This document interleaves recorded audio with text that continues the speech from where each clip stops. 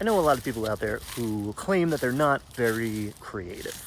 And this one's for them, because I think like everybody's creative, right? Like, it's like saying, I can't sing. You can sing. Maybe you're bad at singing, right? But that doesn't mean you can't go have fun with your friends at karaoke. So if you want to be creative, you want to have some like ideas come, you want to loosen up the old brain a little bit, stop doing what you do all day, every day, and go take a walk.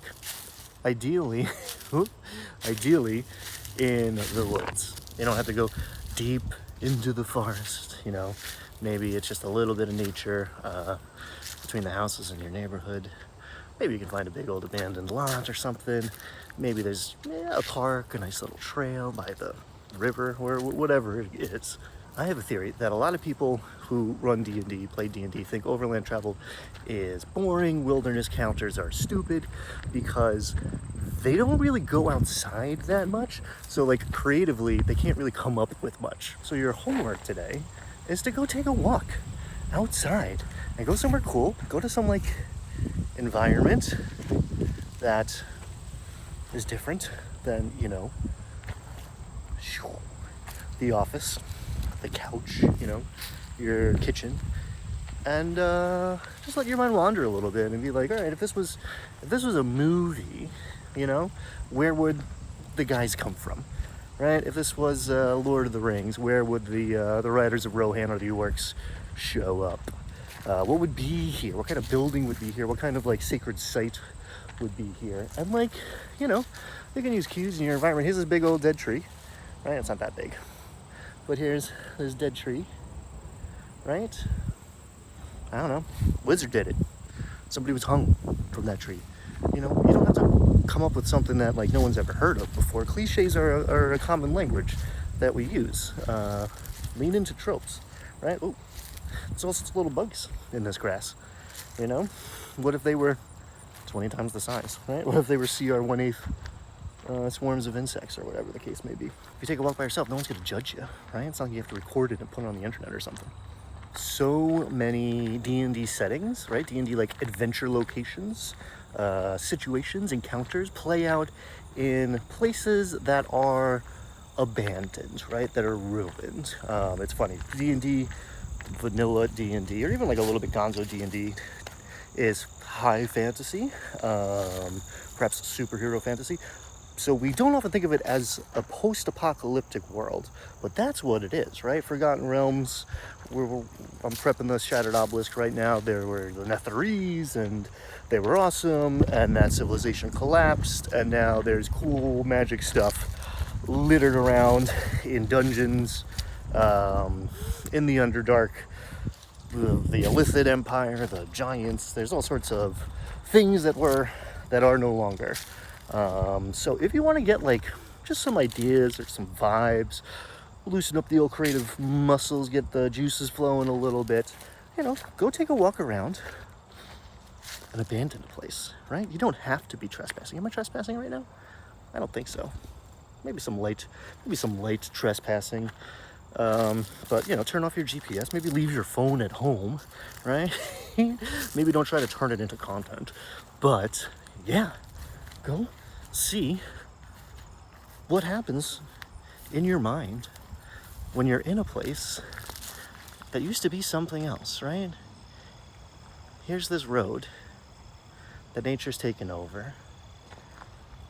And all of this, I mean, you want to talk about natural succession too, right? You can get ecological with it real fast. That's half of my mind is in the permaculture realm.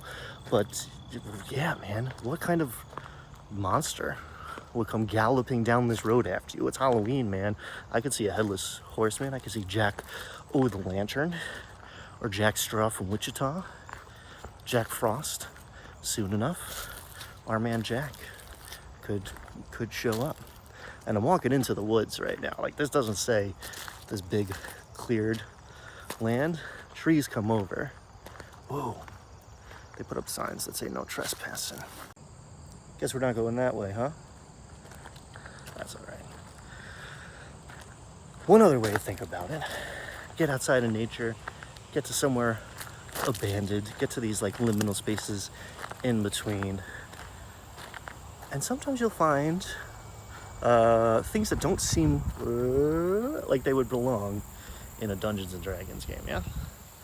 Like, that's a cell phone tower.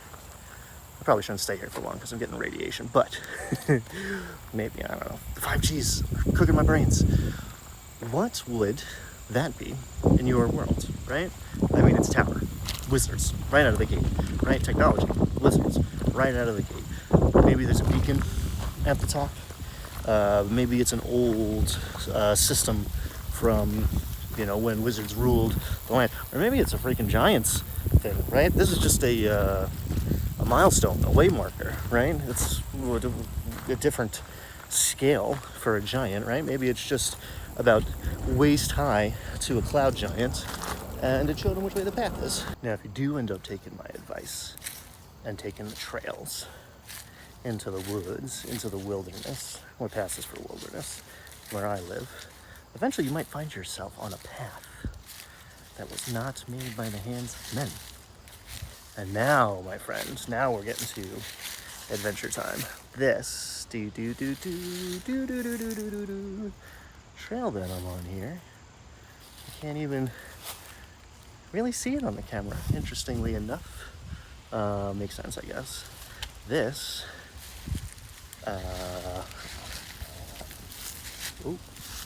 I can tell by some noises too. By some scat and sign and just the way it is. I can tell by the way it is. This is most likely deer. Where I'm at, this isn't a bear. And the raccoons and the chipmunks and the possums aren't clearing such a good old path for me. Sometimes you'll see little like rabbit trails and stuff going through. But yeah, what would that mean in your world? If your players, the party, fails a survival check, maybe, right? They don't have to go far. That's the tower. That's the wizard's tower. The old beacon, the old giant's needle is over there, right? Oh, you got 12 on a DC 15 survival check. Near miss.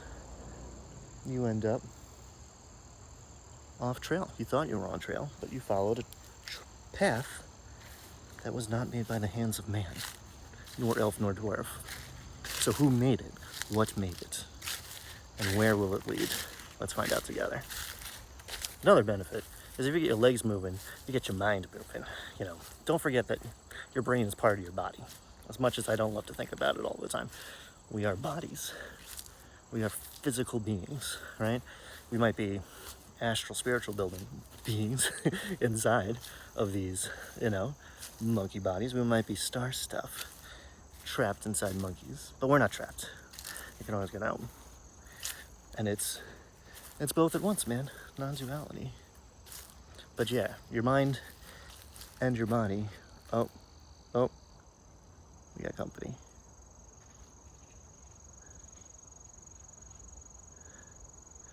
Can you see? No, you'll never see them. I barely saw them. White-tailed deer. But unless you're driving at night or something, a deer is not very scary. But if you're walking around in the middle of the woods at night and you're outnumbered, and dude's got, you're looking at a little, even like a little young buck with like 6 points. Ooh, that was a bird. Now I'm getting, my situational awareness is weird because I am looking at myself instead of my environment, and we've entered into the ruins again. Like refuse, garbage, rusted out.